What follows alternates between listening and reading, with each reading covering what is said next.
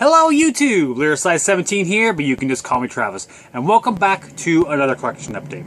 I don't have anything to add before we get into it, so let's just do that. In the background, we are listening to the debut self-titled album from Swedish thrash crossover band, Dr. Living Dead. Alright, we got quite a few to get through, so let's get started. Got a couple records, let's start with those, just to kind of get them out of the way. This first one up, this actually is something that I was turned on to by Jason Hook, who, if you're not watching, you should watch. Shows a lot of punk and stuff like that. A little bit of metal here and there too, but everything he shows punk-wise, I don't know, a lot of it I seem to really enjoy. Lots of good riffs and stuff. Obviously, whatever he enjoys in punk, sort of, I feel similar about. Not that I listen to a whole lot of punk, but when I do, it tends to be something that maybe Jason turned me on to.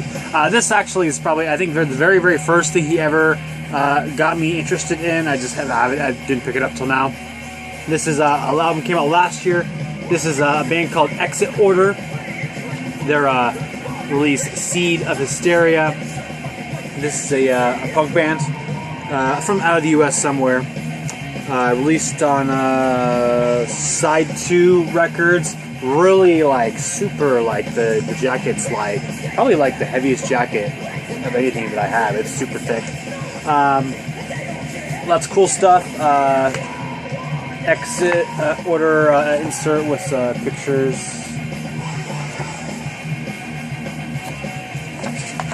It's got lyrics and a cobra, and then band members. It's got female fronted bands. Her vocals really cool. They're like they're very kind of like energetic, shouty kind of vocals. Very I'll call it almost kind of like anthemic in a way. I think part of that's because a lot of the choruses are just the repetition of the song titles. But anyway, I really enjoyed the vocals. They're really cool. Like I sort of alluded to, the riffs of this band are excellent. There's actually even a couple times when I sort of get like kind of like heavy metal kind of vibes to it. Particularly the song.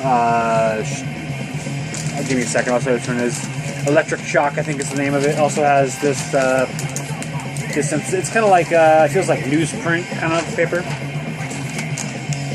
Anyway, this Electric Shock, I'm pretty sure that's what the name of the song is. That song is like, if you showed me just that song and said, check out this speed metal band, I'd be like, oh sweet, it legit kind of sounds like a speed metal song. Comes on, it's just black. I enjoyed the fact that the labels this way, and then this one it's a mirrored version, or am I wrong on that? Oh, I think the way that it shows it on the camera to me made it seem like it wasn't backwards, but it is backwards. I'm not sure if that'll come across. I just kind of confused my own mind right there, so just gonna move on. Anyway, this is some cool stuff. I don't want to show a whole lot of punk, obviously, if you are familiar with watching me, but this is some pretty cool stuff. So if you ever check out anything that I've talked about before that's sort of in the punk realm and have been and enjoyed it, maybe check this one out too. But regardless, awesome stuff. Check out Jason Hook. I'll leave a link in the description box, like I always do for everything. Alright, next up, this is one I pre-ordered for. I've had the digital tracks for a while and was finally glad to get the vinyl copy. Really cool packaging on this one. This is a synthwave project released from this year. This is a band called Shadows and Mirrors, and their album called The Wildlife, released on Electric Dream Records.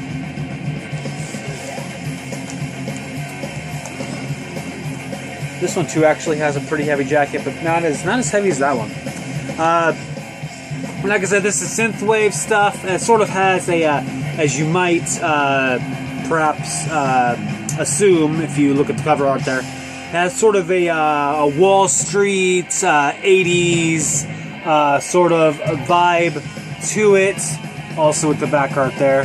Lots of samples from said movie Wall Street, also from American Psycho.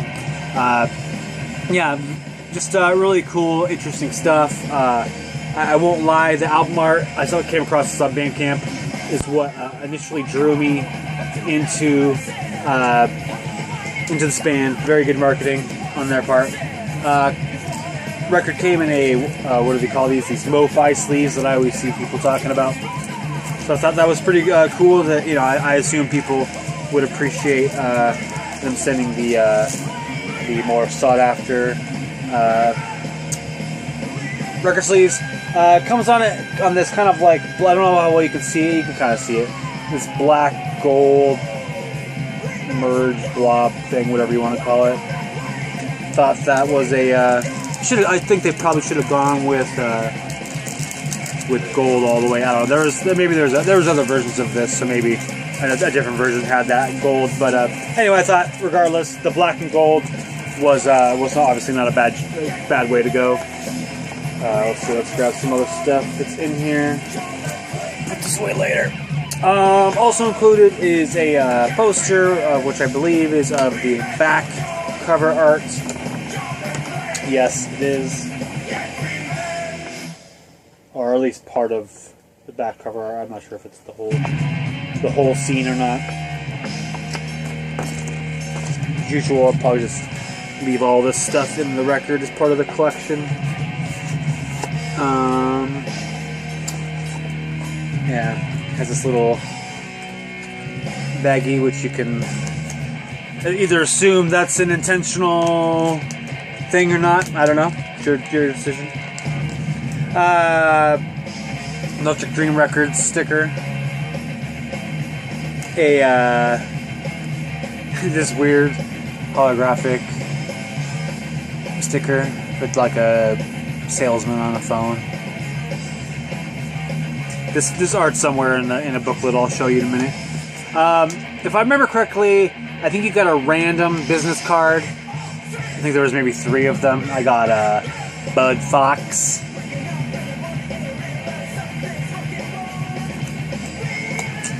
And then also came with this card, which on the other side is a digital download. I got this on Bandcamp, so I have the digital tracks. So if you would like to have that, have at it.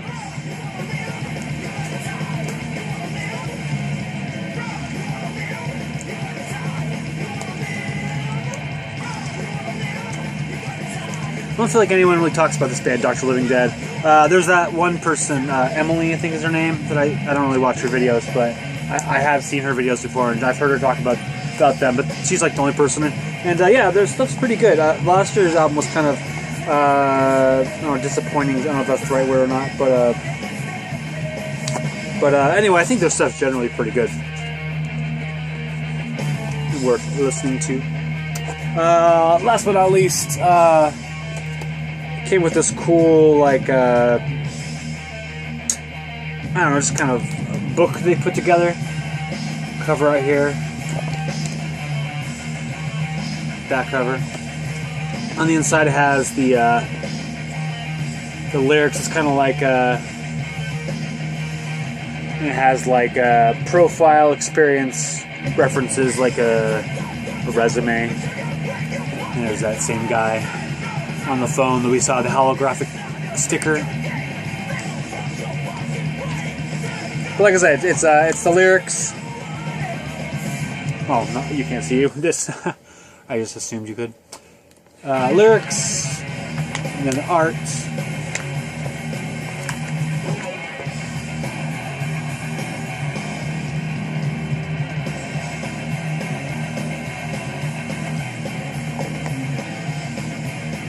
And then at the very end here we have these credits that sort of has sort of like a magazine or newspaper sort of organizational style look to it. Pretty cool stuff. Like I said, the music actually, this is a really in terms of synthwave stuff. This is one of my favorite ones from this year. It's currently somewhere on the top 30 somewhere, and I definitely see it. I see it probably being staying by the end of the year, still being on the top 30. This is definitely, if you've enjoyed any of the synthwave that I've recommended. The Wildlife by Shadows and Mirrors is definitely something you should check out. Yeah, I really enjoyed it. And like I said, all the packaging and all that was really cool, well put together. So that was like a bonus. I got one cassette. Let's show that next.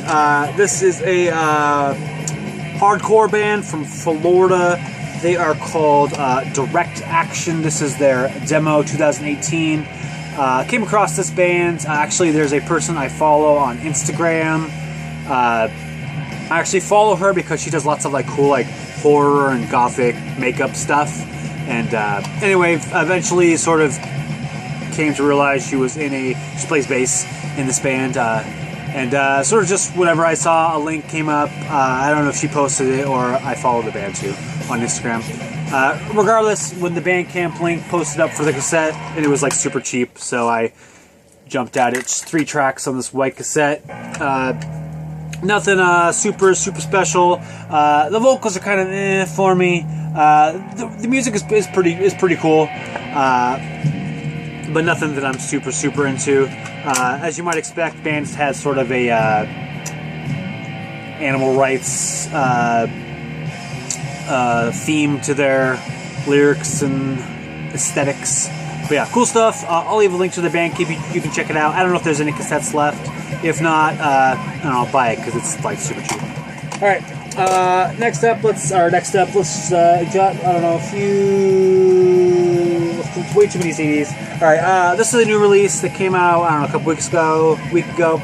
This is the new one from Deafheaven, Ordinary Corrupt Human Love.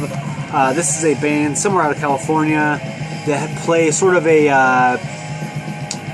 post-rock, shoegaze, post-metal, black metal kind of sound. They've kind of been evolving over the years. I initially came across this band. Actually, they released their album Sunbather. At the time, they were the band, for me at least, who were best scratching the itch that I had for more material from the band Wolves in the Throne Room.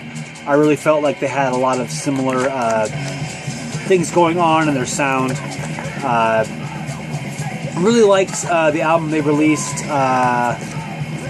last, which right now I'm blanking on the name of it. Anyway, that one was pretty good. They definitely have been a steadily increasing kind of the post-rock, post-metal, shoegazy kind of sound, and definitely, if they ever really had black metal in their sound, that sound has definitely sort of been gradually going on the wayside, and probably this is the most, the strongest case for that thing happening. I don't dislike this album at all, but definitely probably is my least favorite. But again, it's only been out for a couple weeks, and I've only been listening to it for not even that long.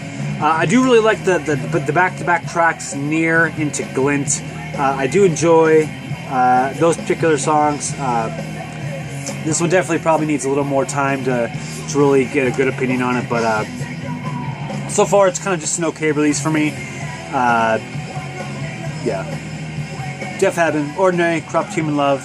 What do you guys think of this album? Do people who like Deafheaven? I feel like they're a pretty popular band to dislike. Next up, I showed this one last week or the week before. When I showed off, I was able to snag the test press of the cassette. This is Armory with The Search. This is the release from this year, out of High Roller Records. The CD is from Sweden, a kind of heavy metal, speed metal band. Yeah, like I said, this one is pretty solid stuff. Pretty on par with, I think, with their previous release. I think if I did have to choose, I probably would choose the previous album, but this one's still pretty good. I'm not going to spend too much time talking about this one because I just did. But yeah, good stuff. Armory, The Search. Alright, next up, this is one actually I just talked about not having my most, I don't know, it's my most recent, I think my most recent, up next on the shelf, video, excuse me. I'd spoken about this release being the one full-length album by the band Black Cilice that I did not have, that being Mysteries. An awesome person commented on the video, pointing out to me that Iron Boathead had actually had copies of the release originally out on Hidden Marley with the Obi strip even. Yeah, his name was Daniel something, so thanks Daniel. Immediately jumped on being able to pick this up as it was much cheaper than any copies on Discogs were going at the time. Black Cilice, as you probably know, if you do not know though, they play raw black metal. They're out of Portugal. They're probably, I don't know, the poster boy for raw black metal, I guess I would say maybe. They're excellent. They're excellent at it. This particular release, in particular, I really like this one a lot actually. I was leaning towards A Corpse of Temple, the debut release, being my favorite by this band. But this one really came out swinging. I think it does a really good job of highlighting the really strong riffs that this band has, while also still giving you that like howling wind tunnel, really get lost aspect that this band does just really masterfully.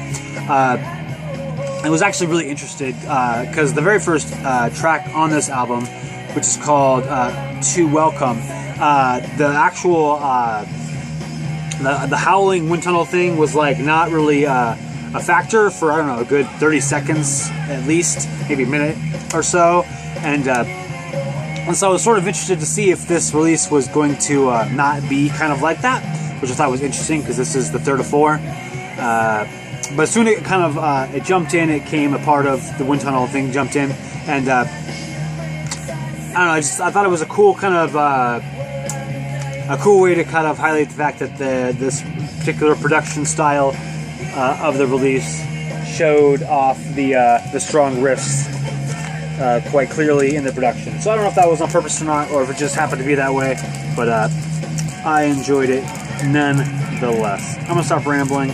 With the money I saved, I was able to pick up this awesome Black Cilice shirt from Iron Bonehead as well, who also threw in this label compilation, which I have not listened to yet, and also a button.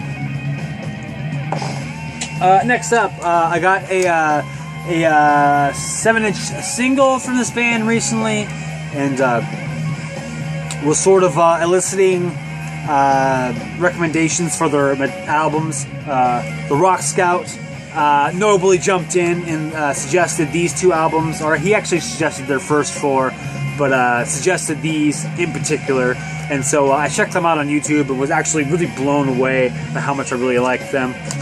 These are two releases from the band Dokken. This is their second album, Tooth and Nail, and this is their third, Under Lock and Key. If you're not familiar with this band, this is a, forgive me, I'm not really sure, since I'm not really clear if they're the same genre or if they're different genres, but this is a glam hair metal band from the 80s. This is a 84 album, this is an 85 album. Yeah, I picked up their 7-inch single recently, had the song Dream Warriors on it from the Nightmare on Elm Street Part 3 Dream Warriors soundtrack.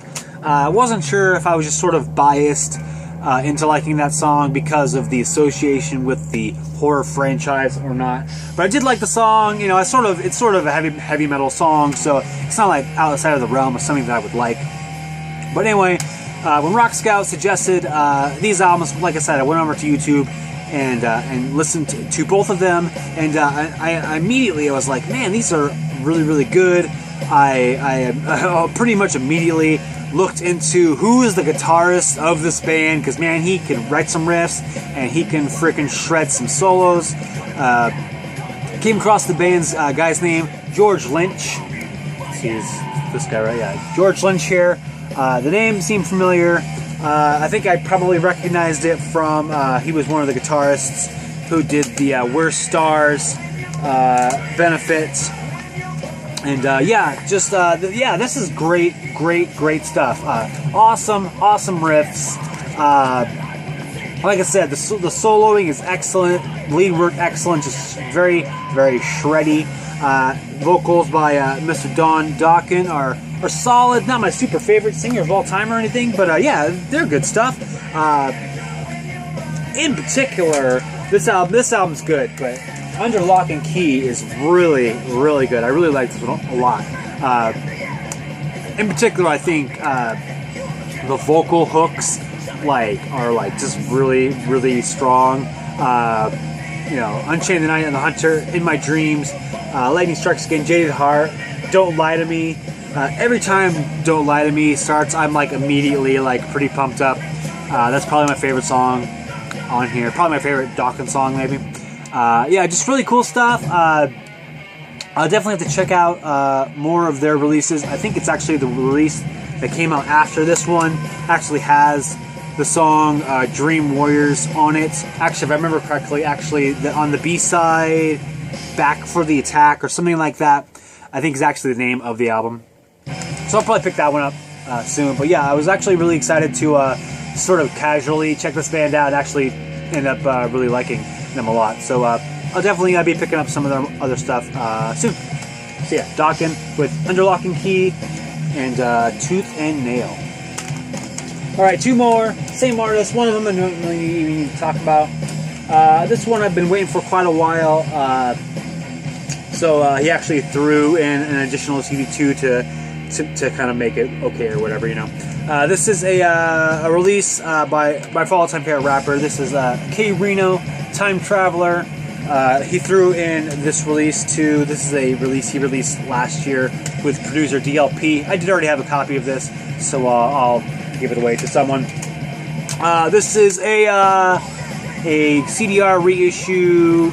I mean, I bought it from the label, so it's legit. I've seen in Discogs that it's been reissued a few times. Signed by Mr. K-Rino. Also, this is a release he put out in what was it, 2005? Yeah. This is you know, I've slowly been, you know, I have like a million of his CDs, 20 plus at this point. So I don't really need any more, but just slowly fill in the discography. When I bought his album that came out this year, Mightier Than the Sword, I believe is what it's called. Saw this for sale too, and I thought, you know, this is one I didn't have, so picked it up. This is one of actually, I think there's only actually two albums that I have by K-Rino that I own that are earlier releases. Yeah, these two, Danger Zone and No Mercy. These are the only ones I have that are pre-K-Rino, because pretty much at like this point, I pretty much just like bought all of his solo work. He has some other stuff that's kind of like multi-artist releases.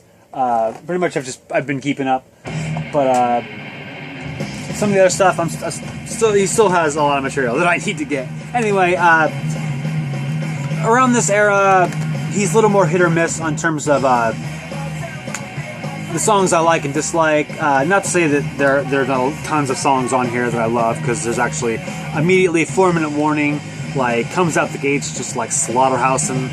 That song is like immediately the upper echelon of my all-time favorite songs by K-Rino. That one's great. Talking Loud, that one's good too. Except the one, yeah, I think Zero, his verse too, it's a featuring, was really also pretty good. Yeah, pretty good stuff. I'm not gonna gush about K-Rino too much, as I've done several times about him and his albums on this video channel before. One interesting song that I thought was pretty cool. Man, which one was it actually? All Good Things, maybe? Anyway, it was a song he sort of alluded to AC Chill, this guy, who was a rapper and one of his friends. But one of the songs on here, I want to say it's All Good Things. I'm not totally sure. But anyway, it was a song that was clearly, it sounds like it had been in something that had just very recently happened.